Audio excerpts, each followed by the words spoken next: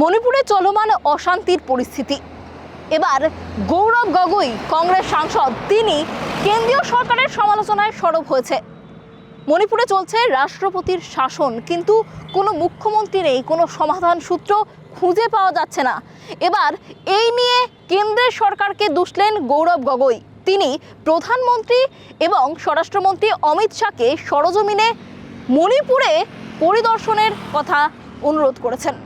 মণিপুরে চলমান সংঘর্ষ ও অস্থিরতা নিয়ে লোকসভায় কেন্দ্রীয় সরকারকে তীব্র আক্রমণ করেছেন কংগ্রেস সাংসদ গৌরব গগৈ।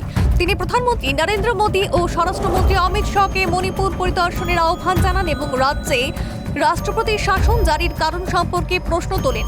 গগৈয়ের এই বক্তব্যে এনডিএ সাংসদের মধ্যে উত্তেজনা সৃষ্টি হয়। हमको बताए कि राष्ट्रपति शासन लागू क्यों हुआ और प्रधानमंत्री हमको बताए कि वो आज तक मणिपुर क्यों नहीं गए।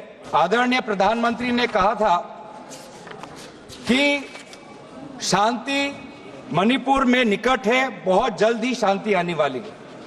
यह आज से 21 महीने की पहले की बात है, लेकिन आज हमने फरवरी 13, 2025 को क्या देखा कि आर्टिकल 356 मतलब राष्ट्रपति शासन मणिपुर में लागू हो।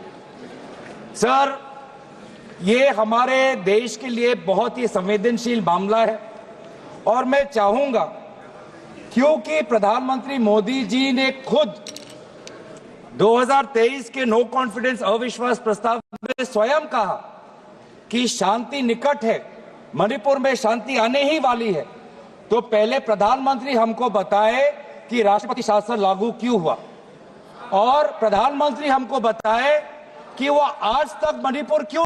গত বছরের মে মাস থেকে মণিপুরে জাতিগত সহিংসতা শুরু হয়, যা প্রায় 250 জনের প্রাণহানি ঘটায় এবং 60,000-এরও বেশি মানুষ গৃহহীন হয়।